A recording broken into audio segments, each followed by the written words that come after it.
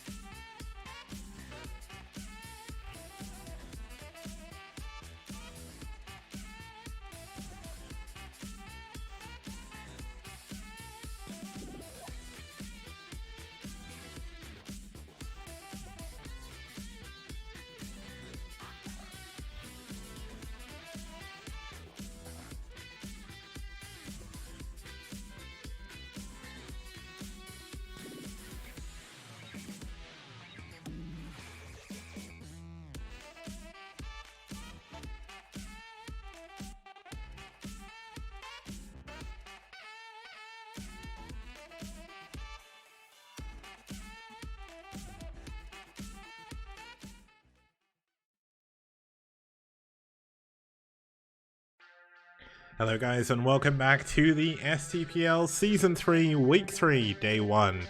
We're here for aSh versus DM, DM versus aSh technically, same thing.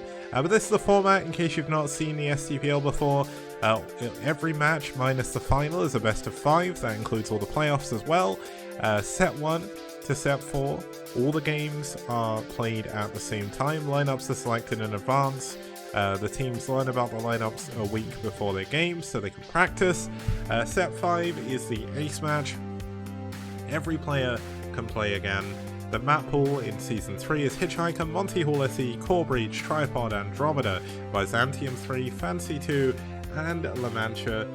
We have lots and lots of good maps this season. We've had lots and lots of really good games this season as well. So what a great time to join us if you are joining us for the first time. Now, let's head in to introduce both of our teams. Starting us off here is DM. DM, a South American clan in the STPL. They do have a North American in Quanwu as well. Their players, they may not have the best results in the STPL by far, but they did make it into the playoffs in Season 1 in one of the rounds. And overall, they've been kind of one of our more middling teams. So looking forward to seeing how they're going to do here. Tech.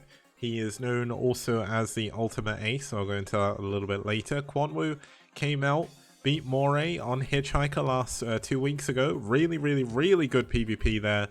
Pre, the new captain of DM, taken over, well, he kind of co-captains with DM White now, as White stepped back a little bit for STPL to give, or to have a little bit of a break, given how much hard work he's been doing. And Happy is a new Chilean player who's been added on to their STPL roster, so I'm looking forward to see him as well. Now aSh are going to be our second team here. They're one of the oldest teams in the foreign scene. They haven't been one of the strongest in STPL Season 1, but in Season 2 they came out, they did an amazing job. They went 6 wins, 7 losses in matches, and they barely missed out on the playoffs, but they've got such a strong roster, and we have the return of the one, the only Ghost King of Radley. Hit 'em Up is going to be playing as well. He is their captain. He did step back from playing, but he stepped in because I think it was TTF couldn't play this week or something, so he moved back in. But then we've got Quark as well, who is the second person from the maybe third. Either way, like, it's been a long time since I've seen someone else from the UK in the STPL. So my fellow countryman lives in the United States now, but still from the UK. Dreamer, a really solid Protoss player for aSh, does a really good job from Russia. And of course we've got the Ghost King. He's got his nickname for a damn good reason. We could very well see nukes. He's coming in on Core Breach as well, which is probably the best map you could go for nukes on. So let's see if that's going to happen. Let's introduce our matchups. Now, we're going to go for a PvT between Tech and Hit 'em Up. We're going to have a PvP between Quanwu and Quark. We're going to have a PvP between Pre and Dreamer. And we're going to have a ZBT between Radley and Happy. Now, this is the final set of mirror matchups for this week. It is in one series, or in a couple of series that we've seen today, but that's fine. Rest of the week, no more mirror matchups. If you don't like mirrors, you can tune in tomorrow and Friday and get all of the non-mirror action that you want. But PvP is a really, really fun matchup to watch. Cannot wait to get into those games as well. There should be some really interesting games. I think set 2, in fact, may have been a walkover. I need to double check, but as far as I'm aware, Quark may have disappeared off the face of the earth. So I'll have to double check that with the people in charge of aSh and DM. I'll do that in a second. But let's introduce our players.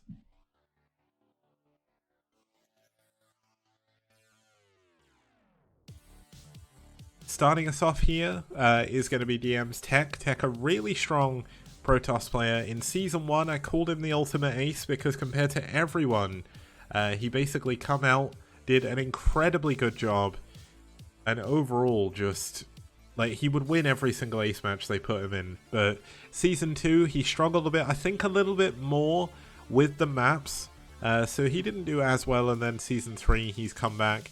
He has lost both of his games, but both games have been incredibly close, so please do not take the fact he's lost both of his last games as a bad thing. In his game against Shi, it pretty much came down to scouting, and the game against Sugo was like a crazy back and forth PvP. So let's see how that goes. Okay, so I've got confirmation. Hit him up told me set 2 was a walkover. Quanwu was the one that didn't show. And the screen, oh, he sent me a screenshot as well, showing the pre gave him the walkover. So aSh are going to start technical with a 1-0 lead, but we'll come to that when we get to it. Let's have a look at our second player. It's going to be the one, the only Logan. Hit him up. Canadian player, I think one of the only Canadian Terran players, a really, really strong player as well. He's been a little bit, I think, disillusioned with his play recently, so he's been a little bit less likely to put himself in the roster. He did kind of want to retire for a bit, at least from like playing in competition, to let the rest of his players play a little bit more. But hopefully this should be a pretty good game for him. Hit him up versus Tech is actually a really cool matchup, so I'm looking forward to seeing it as well. He's got a 59% win rate overall. He's in the top 25 players of the STPL as well. Now, if you don't know how many players are technically in the STPL database, there is over 300. He is in the top 25. That is an incredible feat of strength. And let's have a look at the map they're going to be going on to. It's going to be La Mancha. La Mancha, one of the more standard maps in the map pool. It's in this season's ladder map pool as well. This was actually a map he lost against Sugo on. So he is going to be trying to get a little bit of revenge here in a TVP for himself and his own mental game, which is really important. TVP, at least historically in the STPL, we've only had 2 this season, but all of the other ones were actually, it was 4 for 1 in favor of Protoss, so that's pretty damn good. And hit him up. You're saying hit him up in chat, by the way, is saying he's top 10% of STPL but bottom 10% of NA. The only reason why you're the bottom 10% of NA, which you're not, is there's like 5 players in NA. None of them actually play in the STPL anymore, minus Sugo, and all of them play Protoss, minus Jaeyun, who's Zerg. Like, come on. It's not your fault. You play Terran, right? If Artosis was here, he'd be saying, hey, you're not in the bottom 10%. You're better than all those Protoss players because you play Terran. That's how it is. But either way, let's get into game number 1. Should be a good one. Tech versus Hit 'em Up here on La Mancha.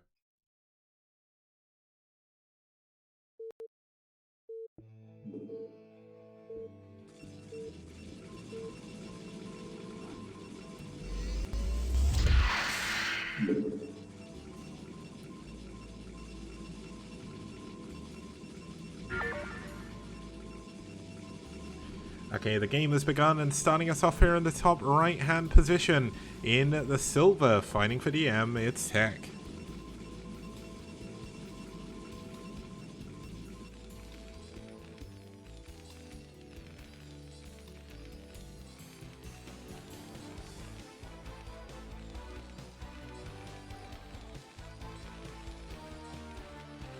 And starting us down here in the bottom left-hand corner in the red is going to be fighting for aSh. It's Hit 'em Up.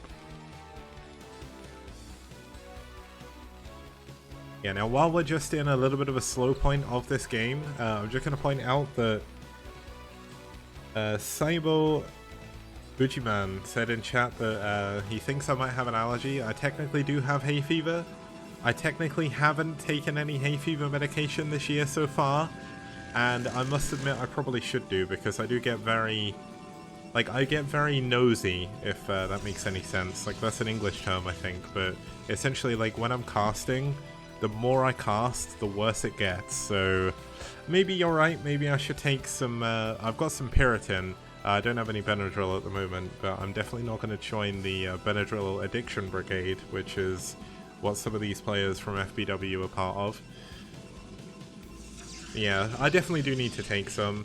Trouble is, like, I always have a problem taking them just because eventually as the year goes on, yeah, nosy, nasally, it means the same thing. But essentially, like, my nose dries out a lot when I take it, and I end up with really bad nosebleeds, so I try and avoid taking it as much as I possibly can. Now we do have a gas opening coming in from Hit 'em Up. He is going to be walling in as well, just not leaving anything to chance. Doesn't want to get stuck. I also can't take pills. I always end up taking medicine. I really struggle with swallowing pills. And Synthex saying, I thought nosy meant in someone's business. It does, but in the UK it can also mean like you're very mucousy in the nose, like you're very nasally.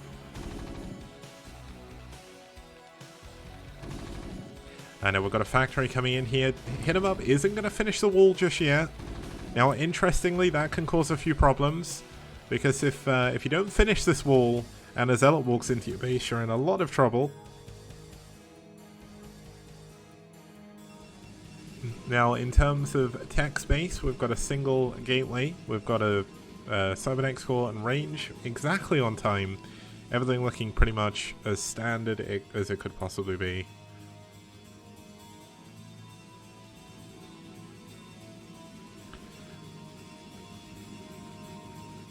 Yeah, and I realize I'm hitting the territory where I'm hitting the territory where people usually complain at me for going off topic too much. But essentially, oh, there is going to be a zealot here. This could be a little bit problematic. Let's stay on topic for the time being. Looks like we are going to have 4 Marines. The probe getting targeted immediately. Hit him up with great micro there. Makes this a lot more difficult for this zealot, which is going to fall back. But yeah, essentially, I know that not being able to take pills is pretty much all psychological, but there we go. Unlucky noob, not many people complain. I was just joking, man. Oh, but here we go. Looks like the Marines are going to push forward. He is going to try and build a bunker down here. But in the meantime, these Marines are going to get lower and lower. The Dragoon has lost all its shield, though. So this could be a good moment for these Marines to strike. One of the Marines actually getting caught off guard. Does need to keep that back and keep it alive, because if you don't have at least 3 Marines in your bunker, they'll just run straight through. Now, we have got some really good cheerfuls in this series. I'm going to play the first one in the second game, or in the third game, I guess, and the fourth one in the fourth game, because there's one made specifically for Radley, and it's actually amazing. I think it's if I remember correctly, it's a parody of the Max Payne cover. I think it's the Max Payne cover anyway. It's been a while since I've seen it, so we'll see it together. It's really fun. Once again, if you want to submit a cheerful yourself, guys, you can. You do just need to go to the TL thread. Oh my goodness, the Vulture goes down. That's a little bit unfortunate. He only has one SCV down here as well. The other SCV is coming, but it's not going to go down. He's not going to get there before the bunker falls. Oh my god, this is so close. Oh my goodness, how did he hold on to that bunker? Those Dragoons are the slowest Dragoons firing in the entire universe. Now, this is a problem with this wall off. It can be a little bit hard to micro around your SCV. Micro around your tank without getting it killed, but oh no, he's not repairing. Okay, there we go. There is a missile turret coming in. Back at home, we do have a robo coming in, so this is kind of more a safety turret, but you can see that siege mode is already done. There's going to be a second siege tank on the high ground as well, which means Hit 'em Up has defended this perfectly. Now, Tech did go for a very late Nexus here, so his Nexus is not done. We do have a third pylon. I was wondering if there was going to be a Citadel there and he was going to go for DT drop or something, but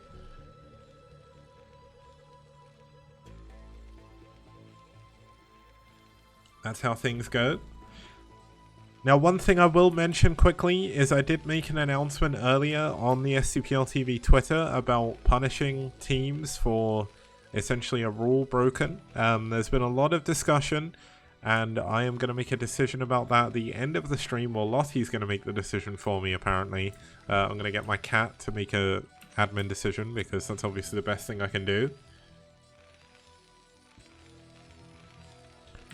But it's definitely a little bit problematic, so we'll have to see. Now, Hit 'em Up is playing this maybe a little bit too carefully. He still isn't able to scout anything, but he has built two turrets already, which is a little bit problematic. Oh, this is nice. Using Siege Tank Fire to try and sneak this SCV out. And this SCV is going to get out, so he's going to be able to go in, check for a third base. Oh, and this is so clever. Hit 'em Up sending another SCV at the same time in case that one falls. Now, of course, this does hurt his economy, but it means he gets the information he needs. And that's exactly what you need in a TVP. You need to know what your Protoss opponent's doing. Yes, you have the option of scanning, but if you're worried about them going for DT, you've only realistically got one scan that you can use to check for tech. And this is really well hidden tech. It's going to be really difficult to Hit 'em Up to be able to see this. Now, Robo Shuttle Speed is coming in as well. Oh my god, was tech getting ready to double expand? Oh my goodness, Hit 'em Up is so lucky he's got the extra SCV out. This SCV is going to go down. He does not see an expansion there. Oh, but let's check if he... Oh, he doesn't see the tech. He sees the Robo. No, he doesn't! Oh my god, he sees the Reaver. That is the most important scout in this game. What a scan. He knows there's Reaver coming. He doesn't know there's shuttle speed. But we'll have to see how this is going to play out with shuttle speed coming in. This is going to be a little bit more difficult to hold on to. Now, luckily enough, there is a missile turret, but shuttle speed means you can essentially run past the turrets. Now, there is one here as well, which is going to help out a little bit. We got to keep an eye on this shuttle. Speed is not quite yet done. And LML pointing out he probably didn't see the Reaver because he probably wasn't looking at it until the end. But when you don't know what your opponent's doing, you kind of have to. Oh, and Hit 'em Up saying in chat he didn't notice it. Well, there we go. You could have made yourself look like an incredible player, Hit 'em Up, but you just didn't know, did you? You didn't know. You had to open your mouth. Oh no, this is going to be problematic. We are going to have Zealots dropping down with the tank. Oh, two of the tanks are going to go down. Oh, that's a big loss to be taking early on. We've got Hit 'em Up slowly pushing forward with tanks. Going to make it a little bit easier to push forward. Oh, the Observer actually soaking up some of the hits for the shell to come in. Oh, he gets in. There's actually a gap in the turret. This is going to be so problematic. There's no way. Oh my goodness. All the SCVs are in such a bad position where only one goes down. Oh, taking a hit on his tanks. You don't want that to happen. You don't want that to happen at all. This should realistically bug. And it did. But losing another tank, definitely problematic. Oh, he's going to lose another tank as well. He needs to kill the Reaver, but he can't. Another tank goes down, and he's shooting his own tank. Oh. Oh no. The turret positioning really hurting Hit 'em Up right now. Tech is in such a good position. The mining is completely ruined in the main. Obviously, he didn't get too many SCV kills, which is something, but that was a lot of lost mining time.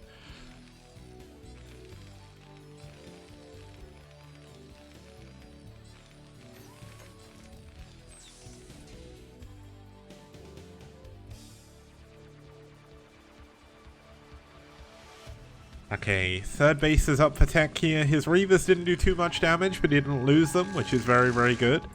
Now, Vulture speed is in. Vulture mines are done as well. Did lose a Vulture there without using any, and that's definitely not something you want to do. Mines are probably one of the most important resources you have as a Terran player, and he is going to have 3 less mines. Now, he does get and block this base from coming up, but he knows about the third, so this is not the end of the road here for Hit 'em Up. Now, Hit 'em Up going into 6 fact, he is going to be pushing onto, but what?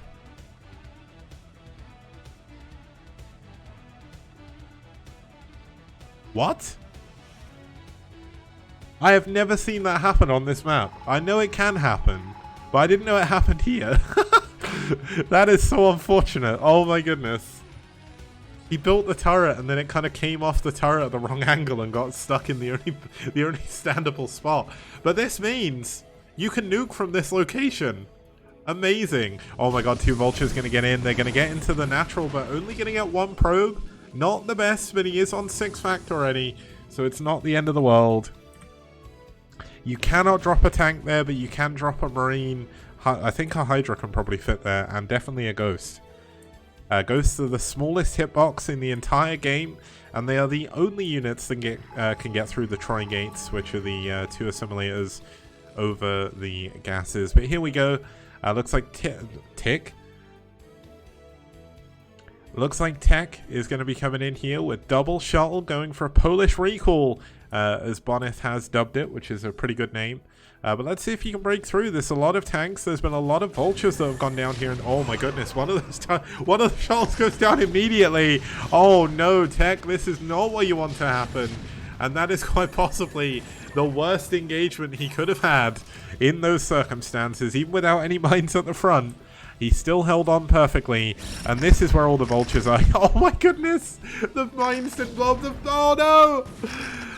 Oh no! Everything is going wrong for Tech here. The probes are going to get away. There is a 4th base.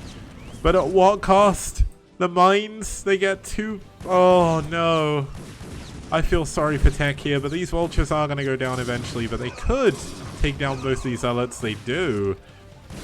Now it looks like this could be the moment that Hit 'em Up ends the game. He's moving forward with a lot of vultures. He's moving forward with all of his tanks and his Goliaths. He knows there's no vultures in position with this army, and he is going to look to do a lot. The vultures have gone down. Oh, but there's no siege mode. Siege mode comes up a little bit late. They're on the low ground. It's high versus low, but there's just too many Terran units here. The 6 fact really coming into play. No 3rd command center has been completed yet, so it is relatively all in unless he can kill a couple of bases here. Now he doesn't know about the top left hand base yet. That could be a big power play from Tech if he can hold on.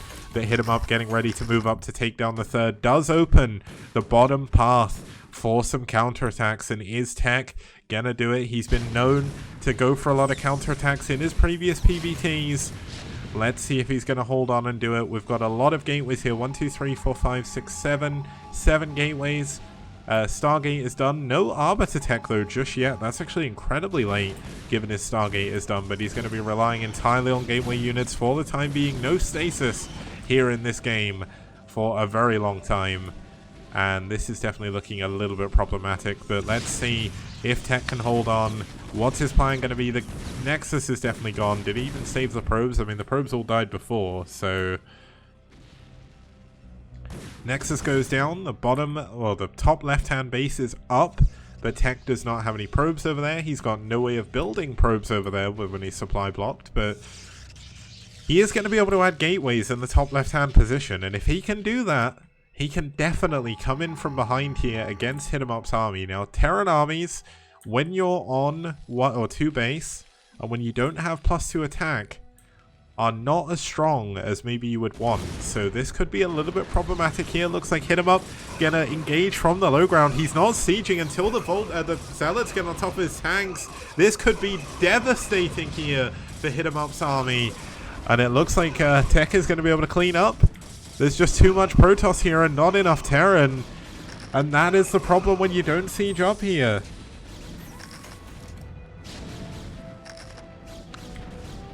Oh my goodness, he only took down a single Nexus throughout all of that. He did get like 500 minerals worth of pylons as well.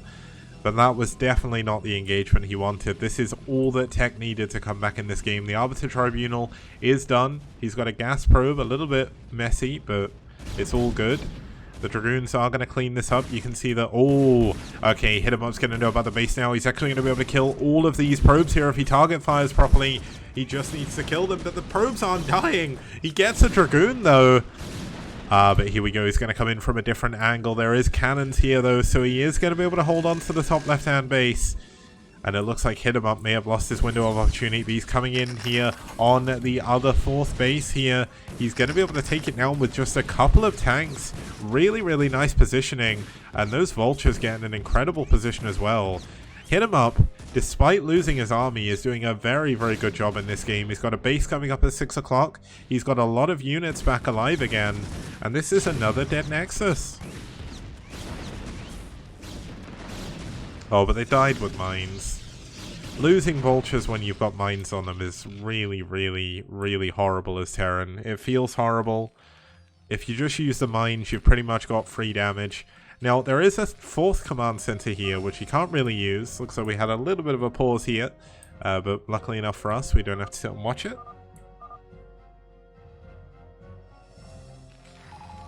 Now, the 3rd base is up.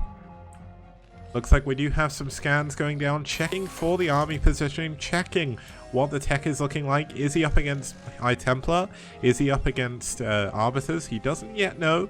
But we do know, as we can see, that it is going to be Arbiter Tech here. Both players around equal supply at the moment. Looks like Tech has got a few additional workers over his opponent. Oh no, this is going to be a really bad transfer. Looks like Tech wanted to try and expand to the top left. But is he going to get caught off guard? But oh my god, Hit him up is actually moving forward without his without a full army here. And an even supply army, usually, unless +2 attack is done, will favor the Protoss depending on the engagement. But we do have those tanks defending the flank here. But are we going to see another dead base? Hit him up has done such a good job. There's actually an observer checking this base down here. This CC is going to come in at a bit of a weird angle. But looks like Tech is going to get ready to go for a counterattack on the 3rd. There is no units down here to defend.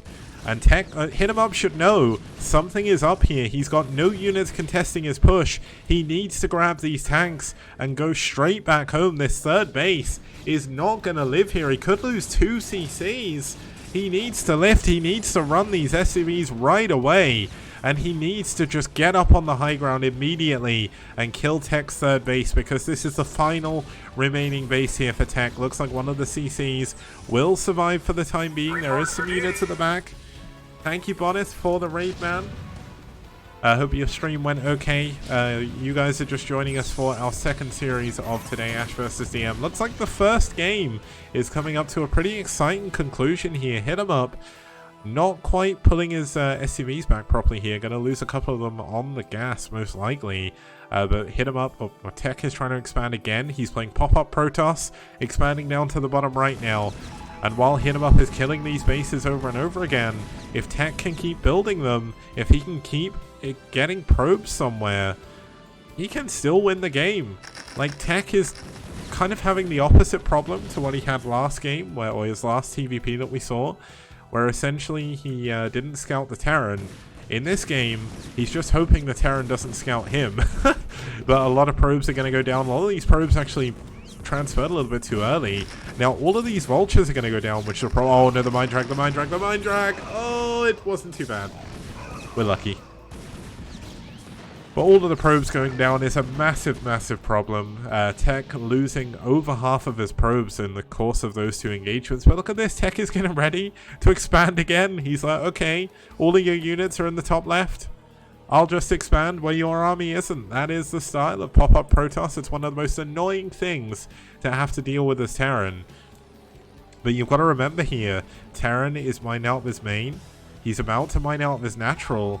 And what you see is what you get. Now, we do have a command center up here in the top left. He's building on location in the bottom right, which is very risky. We do have another scan coming in. He does see the army, which is good. He should know where to look out for. But Hit him up is going, I would argue, in the wrong direction. Pushing up here is not going to secure his bases. Now, realistically, you should push through 6, move up. He's got very good minefields across the top right and top left of the map, so he knows where the Protoss army is. And he doesn't have any vessels here, so this observer is going to see everything. Now, because he sees the army is there, he's going to send 3 zealots down here, and he's going to be able to cancel this base. Now, Vulture's moving in, trying to cut off the units with some more mines. He knows Tech has expanded down here. Oh, the mines! Oh my god, there's no observer here. Oh my god, this is going to be devastating. So many Protoss units are going to go down. Oh no! Oh, Tech is in so much trouble, but here we go. Stasis on the middle tanks. Pretty good stasis. But Tech just doesn't have enough units. He's so far down in supply. And this is just such a good position to hit him up. Bottlenecking the Protoss units in a concave, and there we go, GG. Hit him up, gets his groove back, he wins another TVP. And beats Tech to take the series 1-0 in favor of aSh.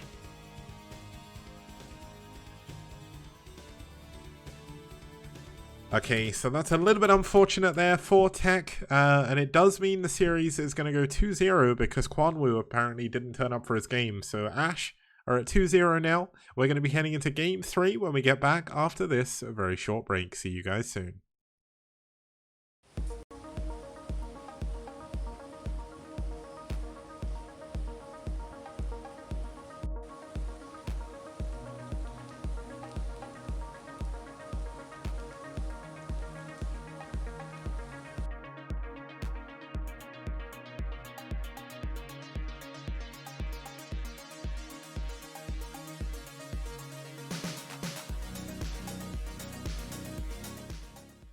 Toss a coin to your content creators, oh valley of plenty, oh valley of plenty, oh. Toss a coin to your content creators, a friend of humanity.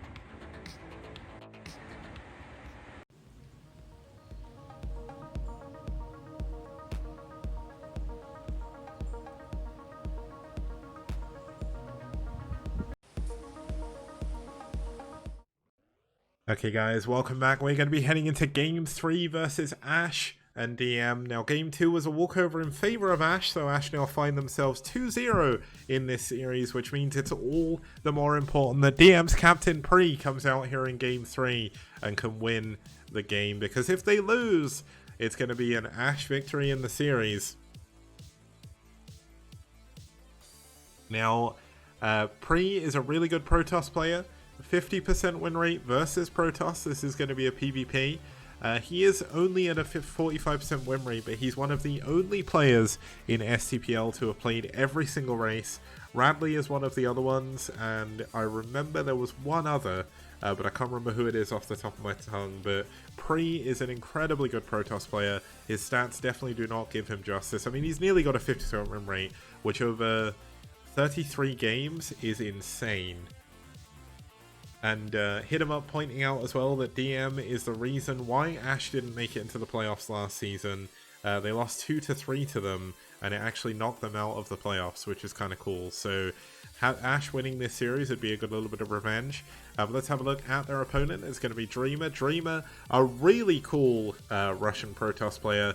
Used to play on MSJ when MSJ left the STPL. He joined aSh. And since then, he's been doing a really good job. Similar win rate for Pre, or to Pre as well, over a similar amount of games. So that's really, really cool. Looking forward to seeing how this PvP is going to play out as well, because both of them have got around 50% win rate against Protoss. And the map we're going to be heading into is the one, the only Byzantium 3. You may not know this map, but it was the first map of its kind to have a low ground main and a high ground natural, at least the first popular map. I think the first one was actually a reverse temple, but that didn't see as much play. There were 3 versions of Byzantium, this was the final one, and overall, it's a really, really cool map. It plays a little bit like a map like Neo Jade, but there's a lot more ways into the top right hand, or the corner bases essentially. It's a lot easier to get a third gas on this map than it is on Jade, and overall it's just well, I guess a little bit harder, but it's a little bit easier to get a 4th gas. But either way, PvP, this could be good. If we see a proxy in the middle, it could be a very quick game. But given the fact it is Pre, who plays a very weird style, and it is Dreamer, I think we could lead into a really interesting PvP here. So I wouldn't want to miss it. As we get into game number 3, it's Pre versus Dreamer on Byzantium 3.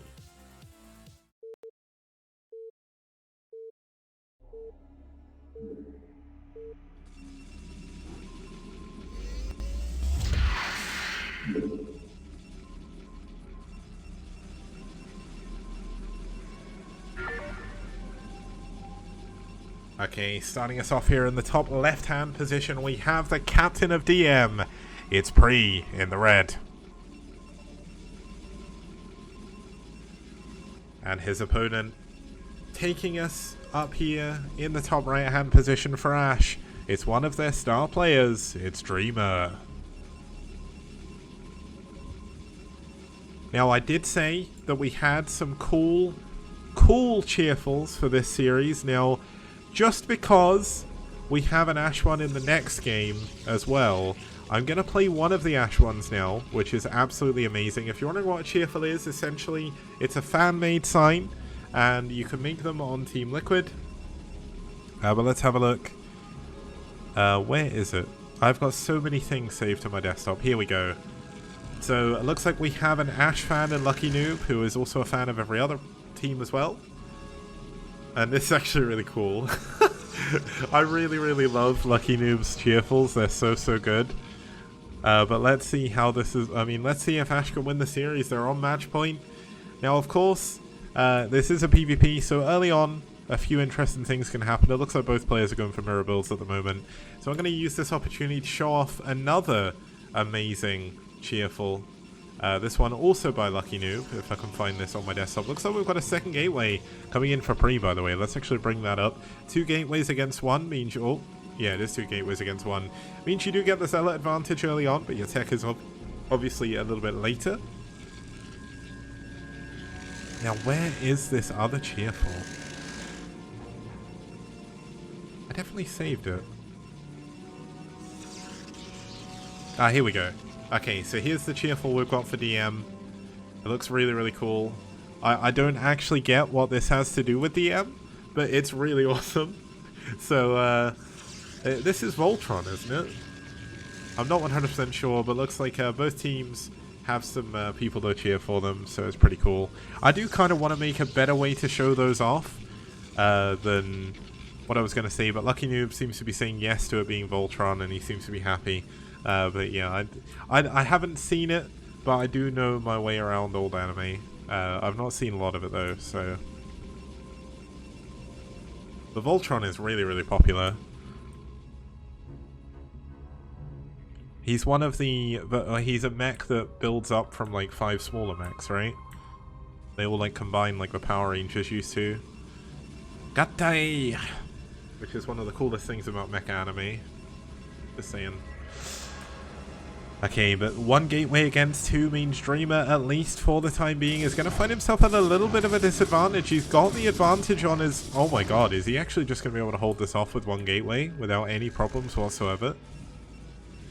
Did Pre just not build Zealots? It's going to be 2 versus 3. Have I miscounted? Is there 2 This is so strange. Dreamer just has 1,000,000 Zealots. Okay. Well, I guess Pre did delay everything to go... Oh, Pre delayed Zealots to go into his core, so he knew he wasn't going to break down the ramp, I think, so... That's how it's going to be. Hit him up in chat saying he wanted to make an animated cheerful for aSh, where he falls into a puddle, gets up and walks away, saying he retires. I now want to see that, man. You have to make that. But looks like Dreamer is going to actually push out against Pre here, but Pre is being a little bit sneaky, keeping 2 Zealots in reserve. If Dreamer gets a little bit too far forward here, Pre could actually go directly into the main. Now, there is going to be a single Dragoon out in a second to help defend. It's going to be 3 gate here for Dreamer. Now, 3 gate in PvP, if you're not a big fan of PvP or you don't know too much about it, is actually a really interesting build because it's kind of mega all in the fact that you have no tech whatsoever. So if your opponent goes DTs or they go Reaver, you pretty much just die. So Dreamer is taking a very big risk here. Pre is going to get into the main though. How much damage can these 2 Zealots do? The probe drilling is absolutely phenomenal at the moment. The Zealots just haven't done any damage. Only now a single probe is going down, a second probe. But both Zealots die. Dreamer with an incredible hold there is so good. Wow, what a brilliant hold against 2 Zealots. Like, that really shouldn't have gone that easily. And now he's got 3 gates. He's going to get the position over his opponent's high ground, which means Pri is essentially not going to be able to break out of his base. But this is PvP. There is no tech, of course, for Dreamer, and we do have a Forge coming in from Pri. So Pri is playing definitely his brand of interesting, I would say. Pri definitely is probably... Well, I keep repeating the same words, but essentially, Pri is very, very good at playing very strange. So let's see what he has prepared here, because his kind of early build didn't work, and when your early build fails, it can be a little bit difficult to sort of get back in the mindset and go back forward. Now we've got +1 attack coming in here and a robo facility, so it looks like Pri is looking to try and get an upgrade advantage and then eventually push out of his base. Also, hit him up if you're finding a picture of yourself, the lucky noob. You better send it to me. I want to put a picture on your profile.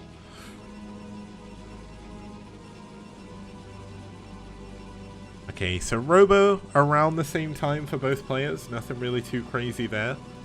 Looks like a lot of people tuned out when it became a PvP, but little did they know, Pri and Dreamer are probably the two most interesting PvP players we have. So even though it looks like the game's over, I get the feeling that we could have a long game here, because Pri just doesn't die.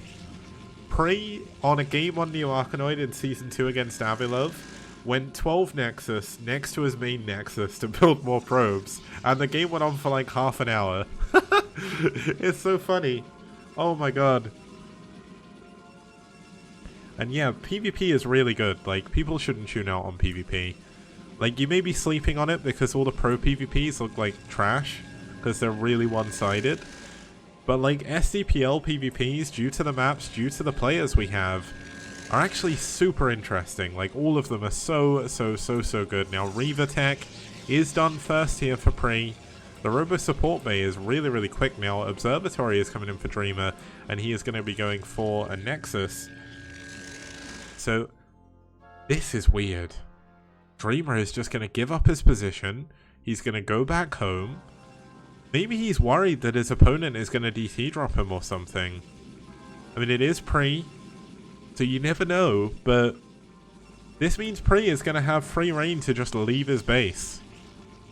And look at this. Pri is going to go and hide a base.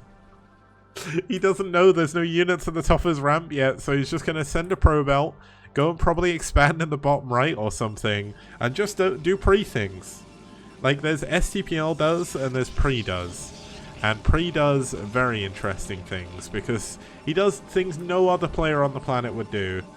This is so classic Pri, and sorry for stealing your line, Stelios, but no one on the VOD is going to be able to see that, so I wanted to get it out there.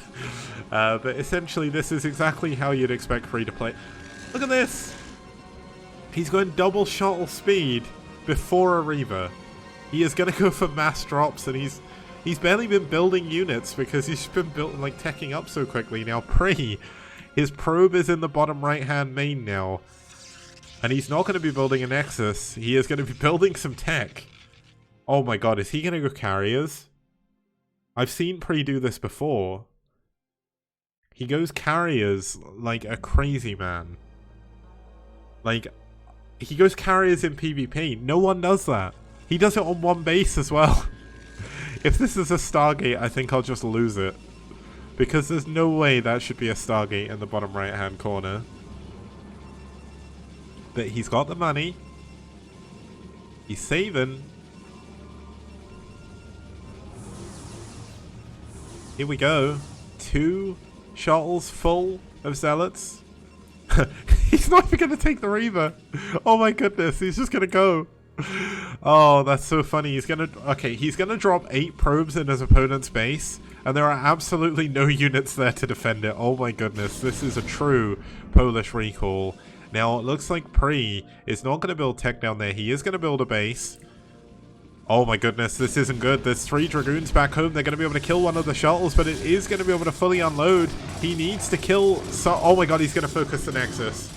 He is going to focus the Nexus with most of his Zealots here. Some of the Dragoons are going to go down in the making of this, but some more units flooding in at the front. He knows Dreamer is going to pull all his units back. He's trying to pull them apart. The Nexus is going to go down. Pre continues to do amazing things.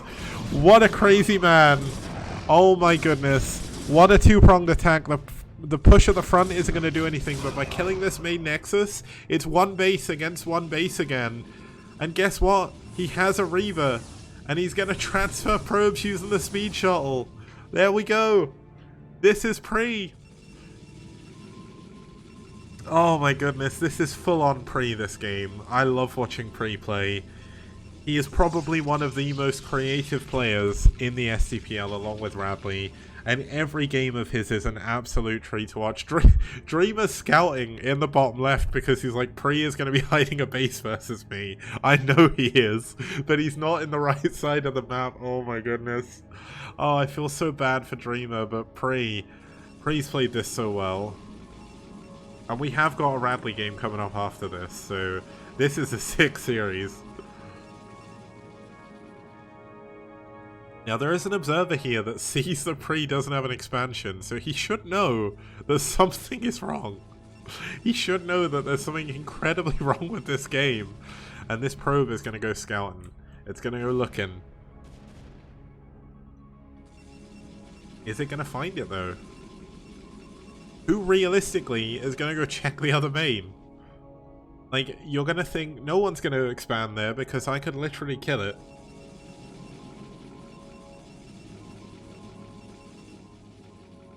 Well, we've got a Nexus coming up. There's 3 Reavers, which means essentially Dreamer is not going to be able to attack anytime soon. If Pre builds like a Robo down here and goes like Robo, Reaver in the bottom corner and blocks the ramp, that is going to hold on. Now, Dreamer didn't scout the bottom right still. We can check his vision. See, that is completely empty. Both players are on the same work account. Dreamer does have the expansion up quicker, but he's not building probes, which is definitely not where you want to be in a PvP. You want to constantly build probes here. And oh no! The shuttle goes down. He doesn't drop anything. Was that a double Reaver? Oh, I think it was just a single Reaver. I think he's okay. But still, that's definitely not something you want to have happening. Pre has managed to secure his second base. His third base is coming up here as well. And he has been building probes, so this is not looking good for Dreamer. Dreamer getting ready to push forward, knows he just killed a Reaver shuttle, so he is going to push forward here. And okay, those are good, but not to defend with Reavers. Oh, well, the Reavers are just going to kill them anyway, so I guess it doesn't matter.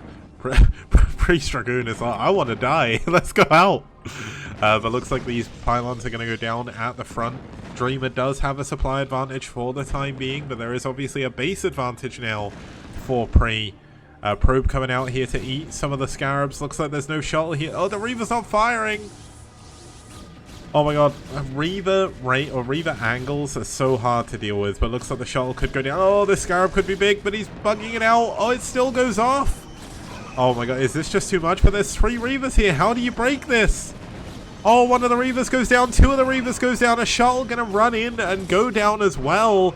But the Reaver at the back is all that Pre has really to defend against this. Is mostly Dragoons. A lot of them have taken a lot of damage, but it looks like the third base is gonna be killed by Dreamer. Pre is gonna go back down onto his one base, into his main. He's gonna try and hold on most likely at the bottom of his ramp. And Dreamer is gonna think he is in an incredible position.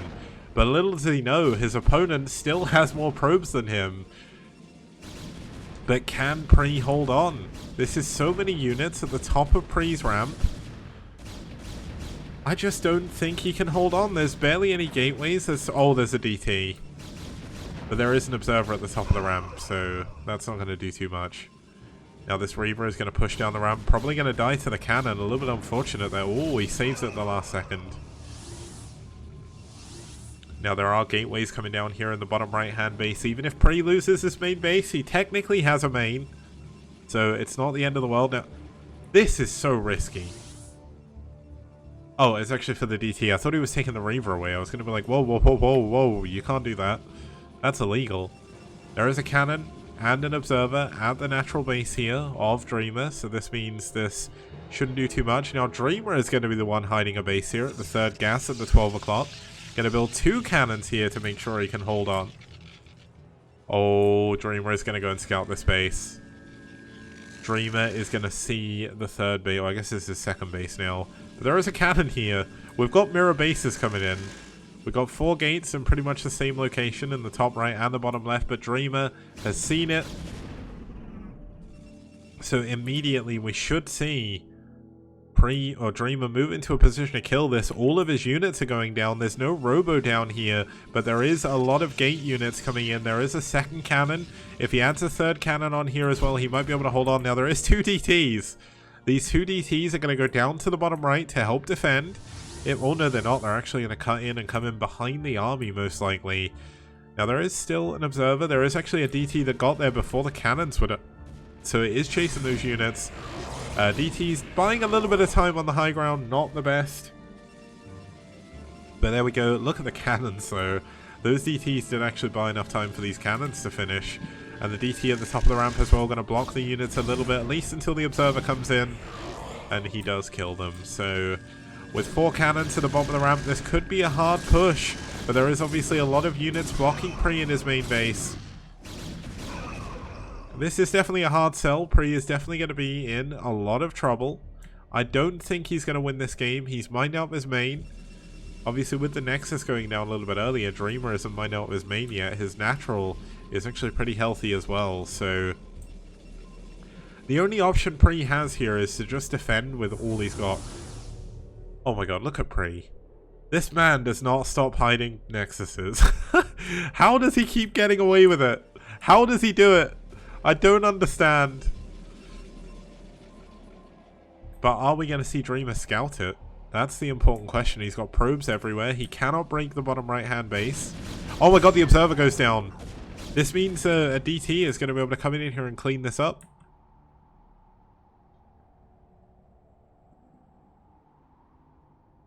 Now it looks like we are getting ready for Storm. Now the funny thing is, we only have a single Reaver here.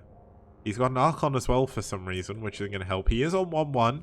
He's about to get 2-1. But he's got no units in his main base. How does he hold on against this? Now, we are going to have a Reaver and a Storm. Now, that's definitely an interesting... Oh my god, he's going to find no probes. He's going to be so confused. Oh, he sees the shuttle, though. Could that tip him off? Oh no, the shuttle's going to go down! Oh no, it doesn't. Okay. Ooh. Oh my god. Oh no. He thought the probes must be there and they weren't. Oh man, that tickled me. That was a good storm. But Dreamer knows. He knows there's something wrong. All of his units are going down to the bottom left. Now there is 2. Oh no. These are all of the units here from Pre. I think Pre might be dead.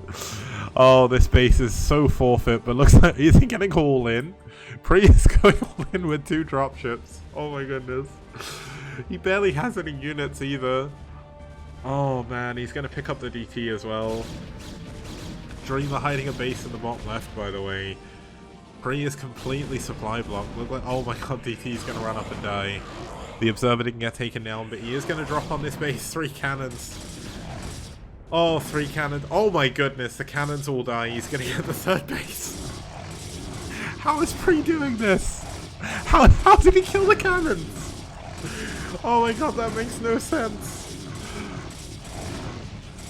Pre is the king of weird games. Oh my goodness, what a ridiculous game so far. And look at this. Pre is building pylons down in the bottom left. He's getting ready to expand down there. Oh my goodness, I love this game so much. Looks like he's gonna fly in his shuttle to the main base. There's actually no defense. There's no defense and all the units are going to be transferring down to the bottom right. He's going to try and push forward, but we have Storm. He's going to storm the ramp. There's no way Dreamer's going to break this base. There's no way. That was a bit of... Oh no, that was a storm from Dreamer. That wasn't too bad. Oh my goodness, this is the most Protoss a Protoss player could play. Now, Dreamer sees the gateways coming up in his other base. He's sending units. He's got to go and kill them. We've actually got a ton of gateways coming in down here. This is such a good game. I'm sorry for laughing. I feel bad. But it is just funny. It's a funny game. Oh my god, he needs to get these units out. He's going to lose the Archon. No, he's not. He's still... Oh my god, the probes! 8 kills! Oh my goodness, the Reaver is going to live. The gateways are alive. A High Templar's coming in down here, which is an interesting choice, but maybe he was hoping he would get some Storm energy up. Looks like Dreamer is going to give up on the bottom right-hand corner, which means Dreamer is in a pretty good spot still.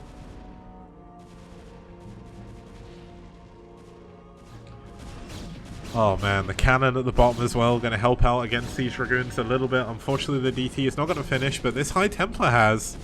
And it's eventually going to have enough energy to Storm if it doesn't get killed. But oh my, sorry, I missed that a little bit. But here we go, Storm's going down on the high ground. He is going to break out to the natural. But Pre doesn't want to go a little bit, or he doesn't want to go too far forward. Or he could find himself in a lot of trouble here. Now, where are the Reavers? Just build more Reavers. Reavers are so cost effective, but I guess the trouble is he doesn't have that many units. Now this gateway is going to go down. Unfortunately, he didn't finish that DT because he could have killed these 2 Dragoons. Dreamer getting ready to expand in the bottom left-hand corner. This is definitely the weirdest expansion pattern you can have. And I thought that was a probe. I thought Pre was going to go build a Nexus at 12. That was... Oh my god, here it comes. The Reaver's going to come in. There's no defense for these poor defenseless probes. The cannon, though. The cannon could get the shuttle. Oh, the cannon. The cannon. The Reaver. The Reaver. The Reaver. The Reaver. The Reaver. Okay, the Reaver's alive. The probes are going to get away. Is he going to be able to kill these other cannons as well? Oh. Oh my god, he can't get his units down his ramp. The probes are in the way. What the heck is that Scarab doing? Oh my god, Pre looks like... Oh, Dream is going into Pre's main now. He knows there's not much defending. The Reaver has been taken down in the bottom left, but the Storm coming in clutch here, doing a ton of damage here. There is another Storm at the bottom of the ramp available. It looks like he's going to be able to hold on. And Pre is going to expand down here to the bottom right. And Dreamer must be getting so fed up with this game. Oh my goodness. I would hate to play this game. 2 DTs going to come out, going to be able to take down this DT. Take down this Dragon. Oh my god, the Storm though. Sacrificing his own unit to save his... well, he didn't save his High Templar, unfortunately, but he does manage to kill this, or save this Dragoon. But Pre just... He doesn't have enough units. He doesn't have enough supply. There's no cannons up here to help defend this base. I think Dreamer is just going to push in and win here. Oh my god, the High Templar are in the worst position possible. He needs the Storm. He needs the Storm energy right now. Storm, Storm, Storm. Okay, there goes the first Storm. There goes the second. They are pretty damn good Storms. Oh my goodness. But there's just not enough units, even with as many Storms as he has. I don't think Pre can hold on to this. A perfect Storm by Dreamer as well on all of Pre's units. And this is surely going to be the moment that Pre will fall in this game. It's been a long, long time. Pre was getting ready to take his natural again, which is such a weird thing to say at 23 minutes into the game. But Dreamer has broken the second natural. He's broken like the 50th base that Pre has made. And it looks like Pre... Oh no. Oh, the Archon. Oh my god, that's a nice Storm. Wait. That was the high... He just stormed his own probes. Okay. I guess we're doing that now. That was... I mean, it was a good Storm. These DTs doing so much damage to this Archon. Oh my goodness, DTs are so broken. He's got +2 attack. They're just so good. Oh my god, he's coming in again. This time with 2 Dragoons. He's going to drop them off behind the mineral line. How is he finding damage? How does he keep doing it? Someone please stop. Please stop Pre. I can't take anymore. I don't understand how he keeps making damage happen. It makes no sense. Oh, Dreamer should be so far ahead, but somehow Pre just keeps holding on. He is so tenacious, it's unreal. But could this finally be the time when Pre cannot hold any longer? Usually if it was anyone... He's taking his natural again. He is taking his natural at 24 minutes into the game after he lost it in the first 7 minutes. Oh my goodness. But I think this could be it. I think Pre finally does not have enough to hold on. He's nearly mined out this other main as well, so he needs another base. He's mined out another main in the PvP. I don't know how. Oh, I don't understand this game whatsoever, but I love it so much. This is why Brood War is so good. This single Archon is going to meet its match, but almost taking all these shields down. Now, one of the upgrades for Dreamer, +2 as well, so 24 damage per shot on these Dragoons. That's really good. Now, this is going to be the problem.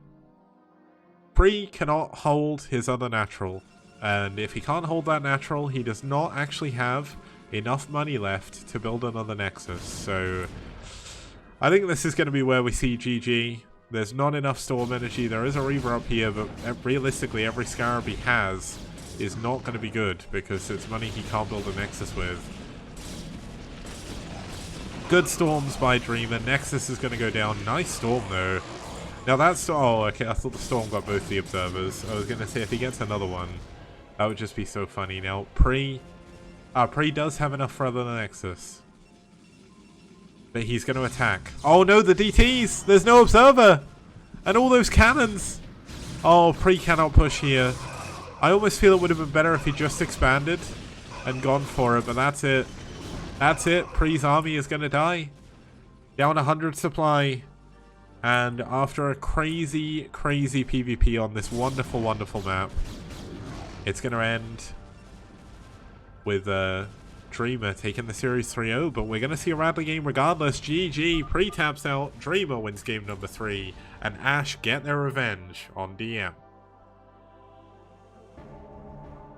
So, of course, that was the end of the series as far as score goes. We still have Game 4, and as all games are played at the same time, we are going to watch it. It's going to be a Radley game. It's going to be on... Well, it's going to be a Ghost King Radley game on Core Breach. You won't want to miss it. It's coming up after this short break. See you guys soon.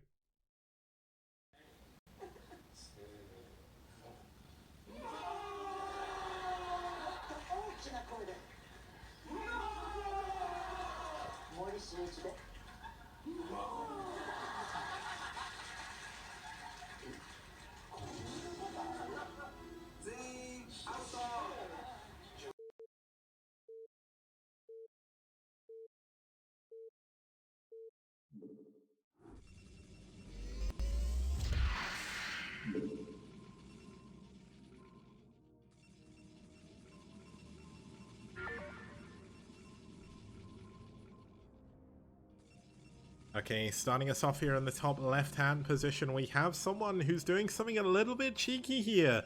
In the blue, I guess this is, fighting for Valhalla team from South Korea. It's Moray. STPL's back. Now here we go, we see the probe proxying a pylon in the middle of the map. We'll obviously have to keep an eye out what this is going to be, of course.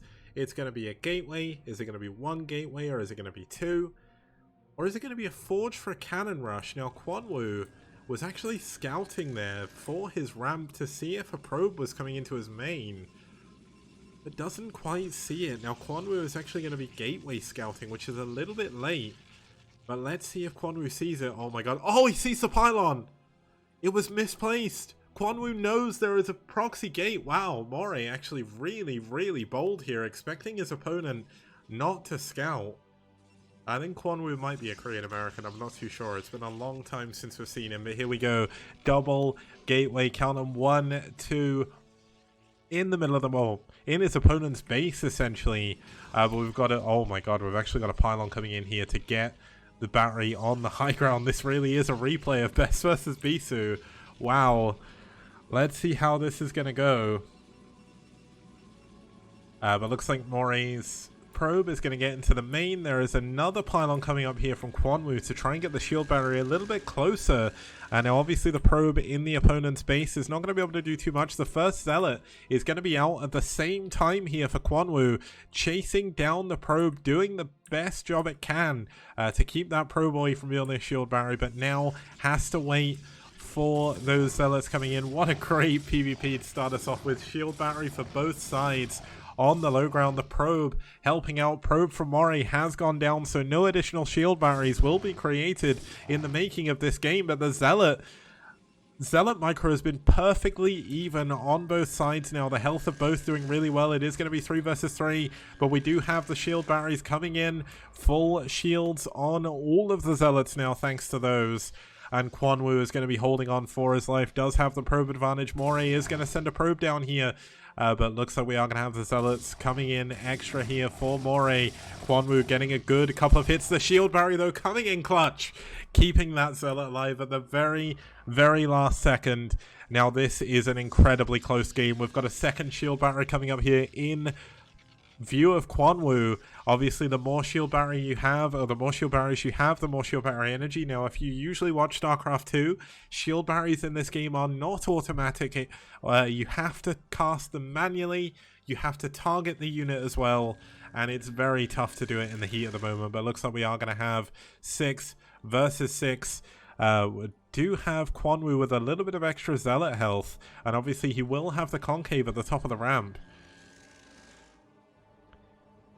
But let's have a look at what Quanwu's going to do. Oh my god, cannons coming in. What a clever decision to go for cannons at the end of that. You can see that Mori needs to get up the ramp. He's going to go in. He wants to cancel this cannon. The cannon finishes. He loses the game. This is a very clutch moment here. Shield barrier going off for both players. I'm losing my voice. Quanwu moved a little bit too far forward there. Very problematic here. Doesn't want to lose anything, but look at the shield barrier micro from both players here. Lots of Zealots. One of them finally falls. The second one about to fall as well. The shield barrier energy is about to run out, and here we go. Quanwu has held on, but Mori is catching up with probes here. Both players still going for a crazy amount. Looks like the cannon going to target down one of those shield batteries here. It looks like Quanwu may have done it. As long as Quanwu continues to macro up behind this, he's going to be in a good position. But looks like we are going to have the Zealots coming down the ramp. Doesn't want to get caught. You can still lose the game here. But the cannon is under fire from the... Oh my god, if the cannon gets the pylon, this is pretty much game over. Looks like Quanwu wants to take the fight. He knows there's no shield barrier energy. He's getting an amazing engagement at the front. The probe soaking up a few of those hits there. Going to go down, but looks like he's done it. Quanwu has taken down Mori here in this incredible PvP. Okay guys, welcome back to today's STPL. We're heading into the final game of today. Now usually I would introduce both of the players, but these players need no introduction. One of them is a brand new player to the STPL, no stats to show off here whatsoever. And his opponent is a man who goes by the nickname of the Ghost King. It's Radley. He's back again for some more STPL action, and combined... So hold on. I'm going to do this math. And I'm going to tell you something really cool. So there are 718 players in the STPL database. Not all of them have played games for sure. But Radley has made more nukes combined than every other player put together. Admittedly, that's not an amazing stat, right? Because there's not many people who build nukes. But he has made more nukes combined than 717 other players put together. And that is definitely something to be proud of. And admittedly, yes, only two other players have nuked, but they should nuke more. There we go, and I just shrugged up my screen. And that's how good it is. But Core Breach, you may know it as Innercoven. This is the newest version of Innercoven. Didn't make it in time for ASL, but made by Freakling. An incredible map. This looks absolutely beautiful. This map is a work of art. And a TVZ here should be very, very fun. Now, both the TVZs we've had here so far have actually been... I mean, Hero vs. Eriador was really quick. but Vodi versus Zero was quite quick as well, so hopefully we'll have a longer game. This is Radley, so, I mean, Radley, his games, like, one thing I will look back on is his average game duration, because it has to be one of the longest in the STPL. But here we go, let's get into game number 4. aSh at a 3-0 victory. Can they make it a 4-0, a clean sweep? Let's find out as we get into game number 4.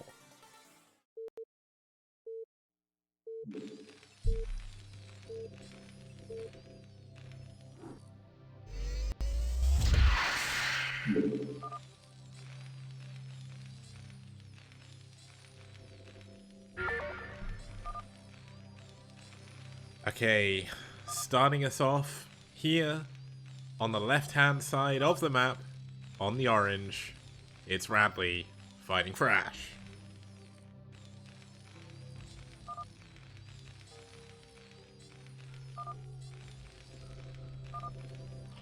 And his opponent helping Happy, well, his opponent being helped by Radley. Radley is just overall a really cool guy, by the way. He's helping his opponent play the map, because this map is a little bit confusing if you've never played it before. It is DM's Happy and the green. Now, if I remember correctly, Happy actually subbed in for someone as well. So, Radley is just overall being a super, super nice guy. You don't need to do this. Like, you don't need to do this whatsoever, but he is, because that's how mana he is. But the trouble is, will this mana be counteracted by nukes later in the game? I guess we'll have to find out. But Radley always does something a little bit funky. I guess we'll find out what's going to happen. But his average game duration is actually 22 minutes. He has played 24 games in the STPL, and his average game duration is 22 minutes. He plays long games. We could have a very long TVZ here. I think the longest TVZ in the STPL, let me double check this because I think it'll be up here. It's not quite up there, but I think the longest TVZ in the STPL was Radley versus Cold. Cold played for Psy in Season 1 on New Empire of the Sun. And that was a ridiculous game. So, I'm hoping... Sorry, I'm dying. I'm hoping that this should be a long, very fun game. And I'm hoping the Ghost King will be able to bring up some nukes. Now, someone did make a cheerful for Radley. Now, Radley is going for a factory build, so possibly going to go for Wraiths here. But this is a really, really good cheerful someone made for Radley specifically. So I need to bring this one up. Look at how amazing this is. Look at this. Every time a nuke lands, an angel gets its wings. The Max Payne cover, I think that's the Max Payne cover anyway, parody. Using, I think, well, that kind of looks like Radley as well, so that's really, really cool. Even got the nuke sign and the aSh sign there as well. Like, this is a really cool cheerful. Really, really cool. I love this one. And I'm so glad we get to see Radley play in the STPL again. Now, we saw 3 hatch before pool again. That seems to be a pretty common build from our Zerg players on this map, which could be exploited a little bit like we saw from Hero in Series number 1. Now, we've got 1 starport coming in first. Radley is going to float his factory to the middle of the map, I think. I think that's what we're going to see. Which just means this is getting off to a great start. This is going to be a weird game. There's when you buy someone a gift on Steam, there's basically a message you can leave, which is buckle up. And you need to buckle up for this game. Now, is Radley, more importantly, the question is, what has Radley prepared for this game? Radley always prepares very specific strategies for the specific maps he plays on. And in this case, he's going to hide a base in the top right main. He's going to land his factory in the middle of the map and build some vultures, most likely. And he is going to go for a Wraith. Now, There is an armory coming in, so it means there's going to be some Goliaths coming up here. Now, one interesting thing you can do on this map is if Radley can secure the middle, that means he is going to be able to take 3 of the major gas bases away from the Zerg. Now, if you think about the way the expansion pattern works on this map, you have the ring expansions. Now, unfortunately for Radley, this expansion has been scouted by this drone, which is something he definitely didn't want happening. But that's something he needs to worry about a little bit later now. But this means that Happy, going immediately into a Spire, he knows that his opponent has got a hidden base somewhere. He's going into a Hydra Den as well. That helps him defend against the early raids. Engineering Bay is coming in. So this more than likely means we're going to have Bio coming up behind this for Radley. An Academy coming up as well. That's going to be for Stim and Range. And it also means later in the game, he can go for Ghosts, because you can't go for Ghosts without an Academy. Now, basically, just to go back to the expansion pattern thought I was having, you have this middle base, and if you control this 3 spike as Radley, you secure this base, and you secure the island base. All of them have gas. So you have 1, 2, 3, 4, 5, 6 bases, and you also have a chance of taking this island as well. Now, Zerg players late game against Terran need more gas than their opponent. That's just the way that Zerg works in the late game. Zerg Hive units are incredibly expensive on gas. And if Radley can stop his opponent getting those bases, he is going to be in a very good position. Now we've got an extra barracks coming in. +1 attack should come in fairly soon after this. And a science facility is on the way.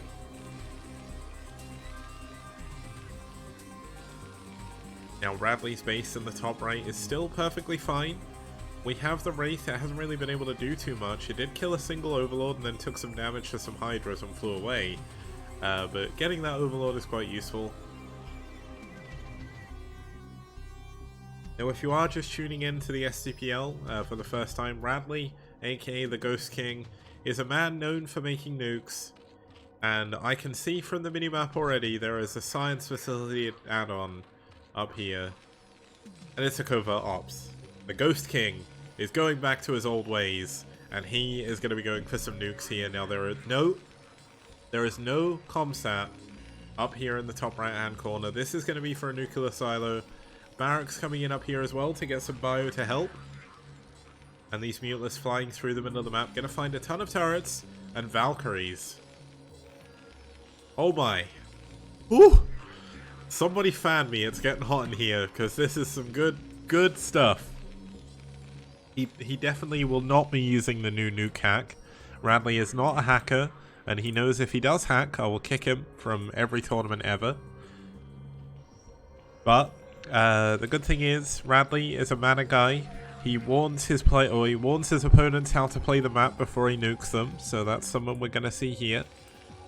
We are going to have most likely Ghost Energy coming in first. That seems to be a pretty much fan favorite from Radley. Here come the Valkyries, going to do a ton of damage to these Muteless. I don't think there's actually +1 Carapace. Oh, there is +1 Carapace coming in, but it's not quite done. Bug pointing out his thing was a joke, but look at this. Look at this Suave man. I wish I could zoom in further. Look at it. Valkyries and Ghosts on the same screen. Valkyries and Ghosts on the same screen. Am I in heaven? Is this the hole that was made for me? I think it is. Now this is going to be Ghost and it's going to be Cloak first actually. He's going to go Cloak first. There are a lot of Muteless, 11 Muteless heading up to the top right hand corner, but there is oh my god, a Ghost in a bunker. There's got so much range. It's basically got infinite range. Oh my goodness. This is so good. They do a lot of damage to Muteless as well. Not that much, but they do a decent amount of damage to Muteless, because if I remember rightly, they do more damage against small units, and Muteless technically count as small units, which is why Valkyries do so much to them. Valkyrie's damage is so weird. It's 6 per rocket. Now, let's have a look at what's going back here on Happy's base. He's going into a 5th hatchery. 1, 2, 3, 4, 5. Yep, 5th hatchery. Evolution Chamber is up. No Queen's Nest just yet. But definitely getting ready to, like, basically prepare himself. Now, the interesting thing and the interesting change about Core Breach compared to Inner Coven is there are droppable locations above all of those ring expansions. They're obviously not in the main, but every other base around the edge he's going to be able to drop. So let's see if that's going to come into things. We've got the first SCV moving down here, building some turrets, getting ready to expand. He didn't opt to go into the middle to expand just yet. There's still only one ghost in this bunker. He's going to get two. Oh my god, he's actually got two ghosts in this bunker as well. Yeah, basically, as Thinker says, he doesn't do any more damage to the Mutalisk, but he does do full damage to the Mutalisks, which is important. Now, ghosts in bunkers are very, very strong because they have an incredible range. This is mass Mutalisk, though. They do have +1 carapace. There is a lot of Valkyries coming in here, and he actually got +1 ship weapons. He's counteracting the carapace of his Zerg opponent. This is so clever. He's building a bunker further forward. We've got a ghost moving down here with cloak on, so he can get in the bunker as well. Oh, this game was made for me. This is my game. Whoever wins this game, I'm happy. Not the player happy, but actually the feeling happy. Now, we've got some turrets coming up here. He's not going to be able to hold on to this base. Like, unfortunately, this base is going to go down for sure. But we don't have a nuclear silo just yet. So there's no nukes, at least for the foreseeable future. These SCV... Oh, here come the Valkyries. Let's see how much damage they can do. Look at how much damage the Mutalisks are taking. +1 attack doing so much, but the Scourge coming in the back, doing so much damage, killing all of the Valkyries here. And this base is going to go down. Now, all I need, stop attacking the command center and bring a queen up.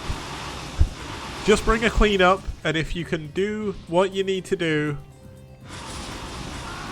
to infest the CC, I would be happy, but unfortunately this bio is not going to be able to defend this base. This is why, it's why bio is a little bit bad on this map, because you can't really get through the stuff here, but I think Radley's actually trapped his SCV, which is a little bit unfortunate.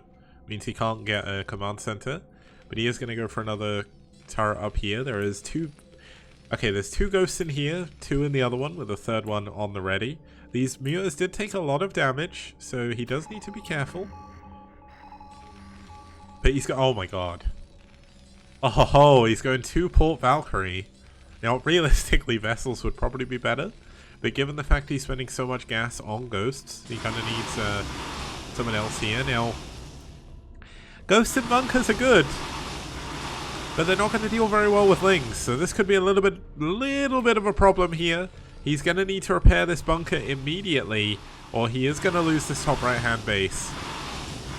These stasis cells going to go down.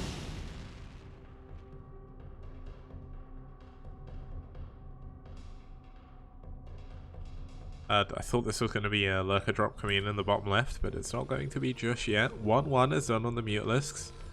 There is 3 Valkyries, sorry. Apparently I cannot count basic numerals, but that's fine because I'm on stream and that's expected. Radley getting ready to take this expansion still, but can he hold on to his other one? Look how far away those ghosts are attacking from. Why did the ghost get out of the bunker? That was weird. But all the ghosts are going to go down. He didn't even get a chance to cloak them. Oh my god, Radley's going to lose his top right hand base. He's going to be down to 1 base against a 3 base Zerg. There's still no queen though. I'm not happy with happy. There's no queen's nest. There's nothing. He's not going for hive. Now the problem is when you're against Terran, if you don't go hive and they get a big enough army, they will actually be able to take you down. Now Radley is going to get ready to go into the middle of the map. He's going to go up to 5 Valkyries here. Or is this 5 already? This is 5. Yeah, he's going to go up to 6. He's got tanks. He's got medic marine. Cancel the command center. This is not going to live.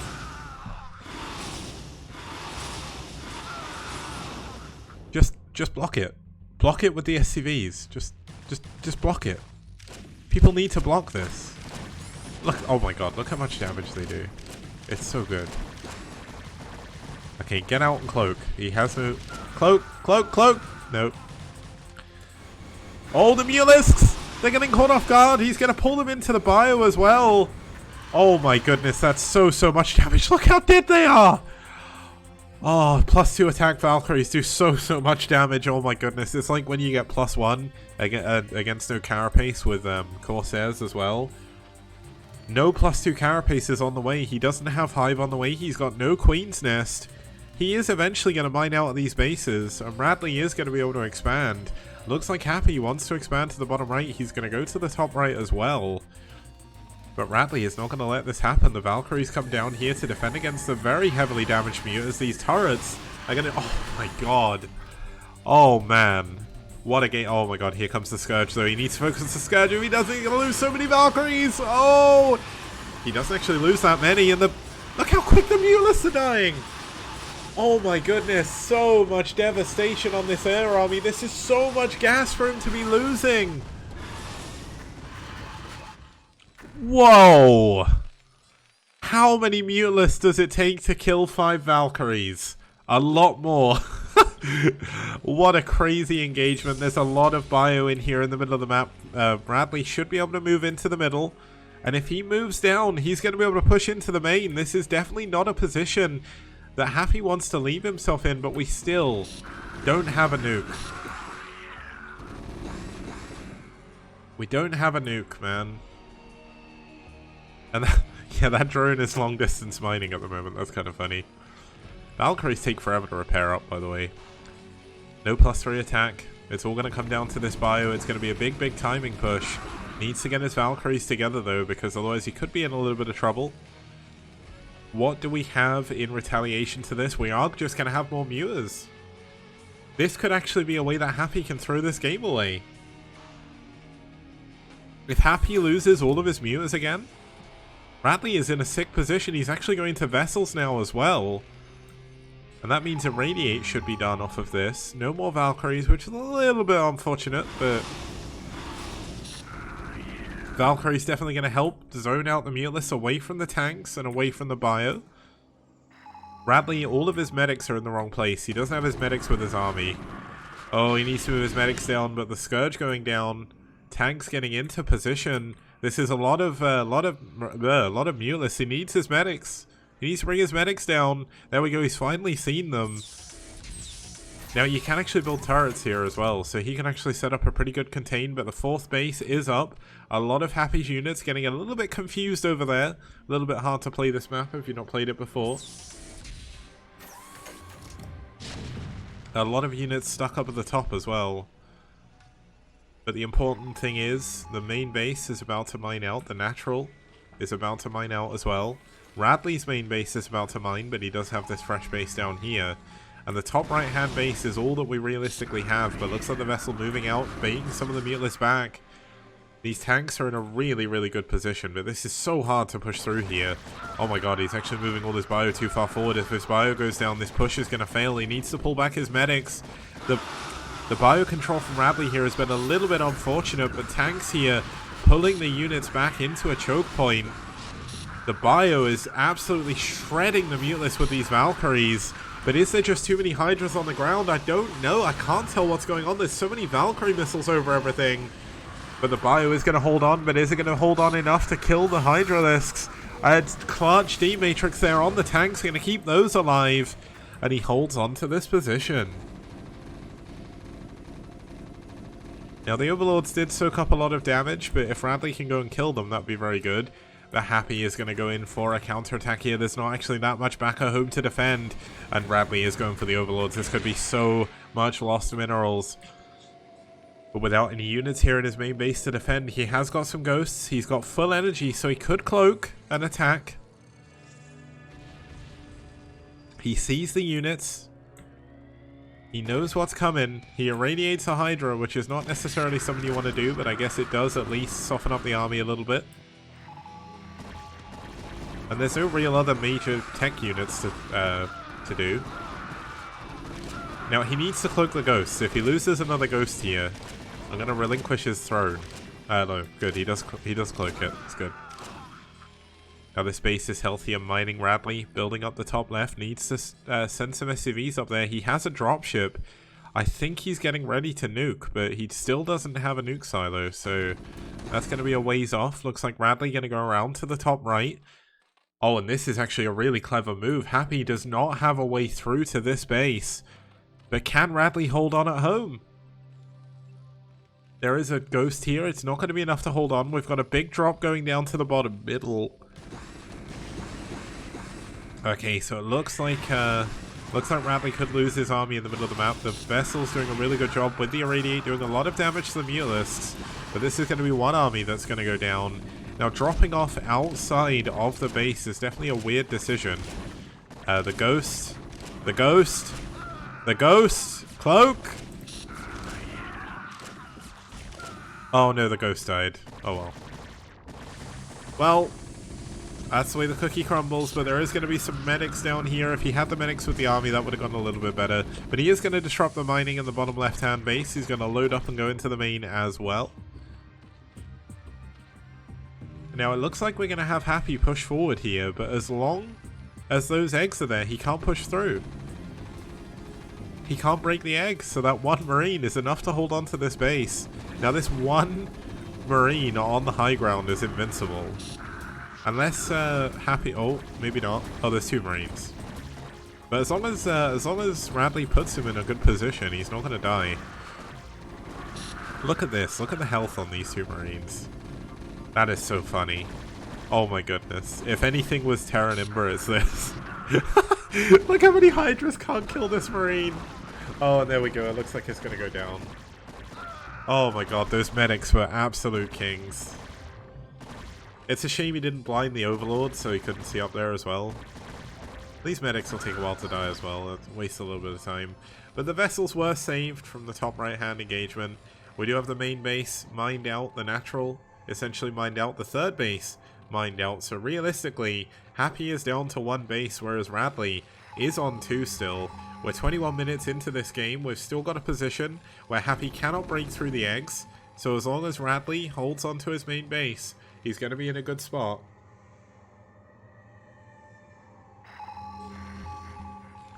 There is still no nuke silo. And for every nuke that is not fired, an angel loses its wings. I would just like to refer back to the earlier cheerful from one of the fans of Radley. This Ghost still has energy. It's just about to run out, but that has been sat there for like 5 minutes, I think. Every time I look back, I just pray. I pray the rain's down in Africa and for Radley to build a nuke. But the Hive is done, Ultra's Cavern is done as well. And an Evolution Chamber is coming up. Now, one thing Ghosts are not good at is killing Ultralisks.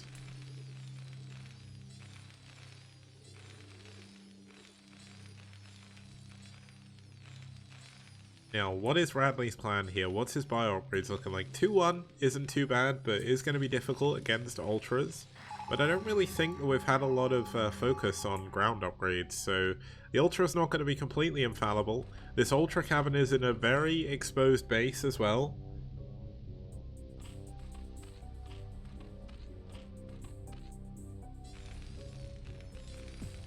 Now, Radley is still just repairing all of his stuff, just making sure that he keeps himself alive. Radley, realistically, at this point, though, needs to go and do something, because Happy is expanding to 3 other bases. He needs to secure the middle for himself. If he can secure the middle, he can still stay in this game. We've got a D-Matrix on this double dropship. There's actually no units in the second dropship, though. Oh no, he forgot to load up.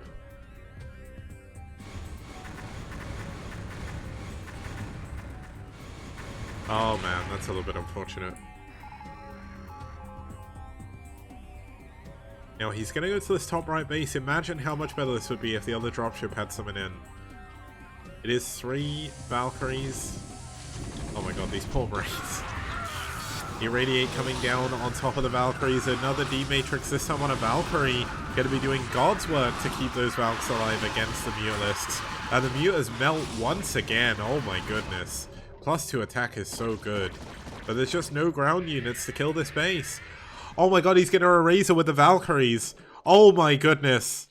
They're so much faster than the vessels as well. There's going to be so many dead drones. Oh my god, the drones are going single file into the other base as well. The Hydra's not in a position to deal with this.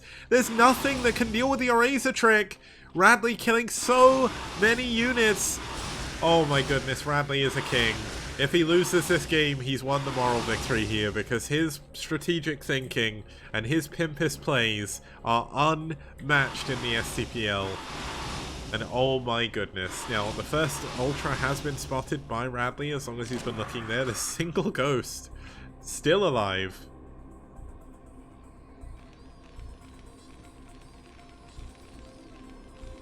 Oh man, there's no nuke silo though. Radley knows he can't afford nukes. That is the sad truth about this game. He is low on units. He's low on time. Now this missile turret is really clever. It actually focuses all of the units through this. Oh my god, he's actually walling himself against ultras. That is so clever. Radley really is the pimpest play player, and you know what? He killed all the mutas.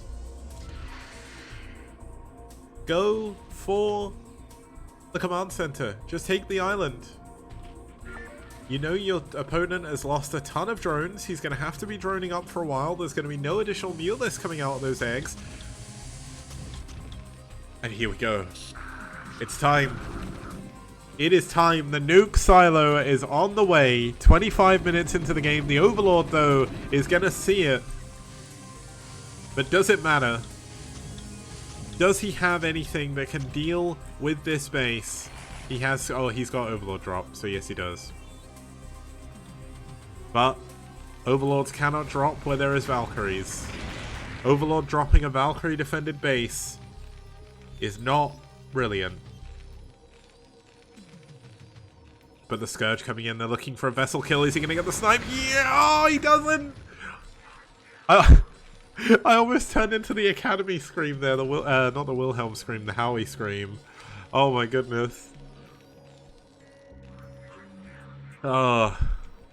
I really want to hear that, so if someone can clip that just so I can hear what noise I made, it'd be very great. Okay, now look at the Scourge. He wants these Valkyries dead. He's like, nope. Nope, I'm done. I am done with this. And the Valkyries are not all in the right place. Oh my god, he got into the base. Oh, the Overlord came down here, didn't it? Oh, lift the command center, lift the command center, lift the command center, lift the command center, the command center goes down! And Radley is back to 3 bases. Irradiate, Eraser, but the Valkyries, the Scourge! Okay. More Scourge coming in, but so many drones are going down at this base. The Valkyrie gonna get away again. Radley is so good with Valkyries, man.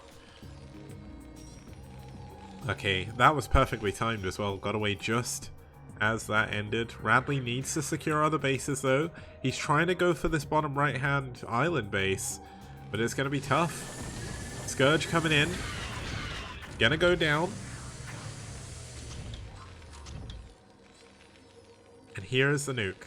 Here is the moment we've all been waiting for. The Ghost King has been using ghosts until now. But does it really count if you don't nuke your opponent? Not too sure, but there's no command center coming up down here because he can't really afford it at the moment. But we are going to have a big drop, likely going to the 12 o'clock base. And given the fact he's just killed all the Scourge, he knows there's no Mutalisks. He might be able to kill this bit. Oh, there is... Oh, sorry, he didn't kill all the Scourge. They're all up here still. Here comes Radley with the Ninja expansion. Looks like the Valkyries are getting ready to go in to help defend these dropships. There's 6 Valkyries in this game right now. They are going to shred these Scourge. But the Hydra is going to help out a little bit. Here we go. Oh my god, he uses the Valkyrie Patrol Micro as well. Does not lose a single Valkyrie here. And the Eraser... Oh, he's not even going to Eraser. He's going to... Oh my god, he's going to drop a nuke on the high ground. Oh, but the units, they're coming in here to the 3rd base. There was no Valkyries there to defend. The perfect time to drop. Oh, the dropship. The dropship is going to survive, but at what cost? The Valkyries are all going down to the Hydralisk, but the final remaining Hydralisk is Erasered. And it looks like the Lings are going to get taken down by an Eraser. The Ghost is still alive. Dropship number 1 is down, but Dropship number 2 is alive and well. Now there is Sunkens up here, but there is no defense for the time being. But there is an Overlord up here, so he does need to get away from this base. You could probably hide an yeah, you can. Oh, he's going to come in and try and kill the Overlord. Yeah, he's going to try and defend the He's going to try and defend the Ghost. And there goes the nuke. Out of the silo. All he has to do is defend this Ghost. And the trouble is, he can't defend the Ghost properly because he doesn't know when the nuke is... Well, he probably does know when the nuke is going to land, to be perfectly honest. But he's not... Oh my god! Oh my god! What was that nuke? Why didn't he know about it? Oh my goodness. Oh, poor Happy. Oh, man. Oh, but the base went down here. The base went down here. He's not got an expansion. Radley is going to be running out of money. No additional nuke is going to be... Oh, it's being made now. But it looks like he is going to be able to secure his island base again. Happy is going for his own island over here. But I mean, I can't believe that. I can't believe that. Oh my god, that nuke. Oh, but here comes another drop. That's a lot of Lings and 2 Ultras. Four Marines are pretty good, but not against 2 Ultralisks. Radley gonna come back. He's gonna have to airlift himself out. Oh my god, that's so funny. Oh my god, he's using the SUVs as a wall. Is he gonna be able to kill these Ultras with 4 Marines? Is this Boxer? Is this Boxer? No. No, it's not. It's not Boxer. And here we go. Another drop coming in. Radley cannot realistically secure another base. We've got 4 vessels, 1,000,000 Valkyries. Okay, infest a CT. You have to do it. It's this far in the game, but Radley has a ton of units. He's going to push out into the middle. Could he take down Happy with this final push? This is all or nothing. Do or die. As he tries to push forward to expand into the middle of the map. Looks like we're going to have a lot of Scourge coming in from behind, but there's nothing for them to hit. One of the Valkyries at the front is going to go down, but the tanks are holding on strong. They need to siege. If they were sieging, this would be a complete and utter whitewash. Happy must be so unbelievably frustrated in this game. The tanks going to be doing so much damage to the Ultralisks. And Radley holds on to the middle base. The Valkyries having an eye, or keeping an eye on absolutely everything coming in. Irradiate on that Ultra, gonna kill a lot of Lings as it tries to run in. Radley pushing up to the top right, kills an Ultra at the front. There is a lot of Lings here, so that's gonna help him out a lot. But Radley isn't gonna use this chance to secure the base. He's gonna go and try and kill his opponent.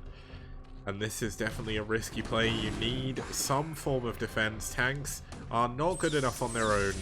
And you need a base, and that is something that we know Radley does not have. Happy knows he doesn't have it as well. But has Radley just got too big of an army? Like, Happy is on 144 supply, but he must be so frustrated right now. Oh, but I think this could just be a little bit too much. More Scourge coming in. The Valkyries are not going to be enough anymore to kill them. And Radley's army is all going down. After an absolutely fantastic game by the Ghost King, he's gonna fall. GG, taps out, and Happy wins game number 4. Oh my god, what a game. I cannot believe that game whatsoever. That was so good. What a great 4th game in the series. DM keep their pride. They win a final game. But Radley wins our hearts and gets a lot of new fans, I would like to imagine. Doesn't take a telepath to know what you're thinking. Ah, thank you, Benevolent Bear, for the 5 gift subs. Welcome to everyone who managed to get a sub there. Somehow TT1 got a gift sub despite barely ever posting anymore. I didn't even know TT1 was watching. Sup, man? You've been found out. I thought you were boycotting the STPL still. But there we go. So that was a win for aSh. Let's actually go over and have a look at the results screen just to confirm the results. And I mean, that was actually a really long cast in the end of it all. We had a really good series for our second one. But it was a 3-1 victory for aSh. Hit 'em Up came out of retirement temporarily and beat Tech on La Mancha. We had Quark win a walkover over Quanwu. We had Dreamer take a win over Pre in a really crazy PvP. And then we had Happy take down the Ghost King. Although honestly, I think Radley won the moral victory in that game. It was so good. It was literally a game specifically designed to make me happy. +2 Valkyries and Ghosts. That's all I need. That's all I need. Yeah, there we go. Really, really good series. aSh versus DM is definitely one I will recommend to other people to watch. Soul versus Red was a little bit one-sided, but we did have Red take an upset over, or LML took an upset over Beast, which was really, really cool. Stelos DB, that there is a place on Liquipedia you can see all the information. I will export the information again to include the week 2 results and the results from today, but you can find it on the STPL Liquipedia. Just while we're closing out, a massive shout out once again to our amazing sponsors, Liquipedia and Esport Fund, for their $500 contributions to the prize pool, Matcherino for their $200 in codes, but $200 in code, I think. But to make those codes work, you need to head on over to the Matcherino page in the link here, use the code LSTPLS3, add 50 cents to the prize pool completely free, doesn't cost you a penny. We've had some amazing donations from some other players as well, and essentially we are currently at $1,300 of our $2,000 target for Season 3. If you can help out whatsoever, if you can't, it's fine. It doesn't matter. But put the code in anyway, because it doesn't cost you anything. There's no excuse. But once again, thank you very much for tuning in, everyone. Thank you to our players for the amazing games. And to announce the change to the rule decision I made, we are going to be slightly changing the top versus bottom rule to include games that are played in Melee, as long as the colors are red versus blue. And also, we are going to void all of the penalty points that have been given so far for that rule. So hopefully that will make everyone happy. There was a little bit of a thing going on, but it's fine. It's all sorted. Hootie who remembers the Chair Daddy meme, so I'm kind of happy with that as well. So thank you everyone once again for tuning in. Thank you to all our patrons for supporting us. Thank you to everyone who follows us on Twitter and subs on YouTube and everything. It all really helps. And I am going to go escape and play Super Hot VR for a bit and have a very good evening. Ciao.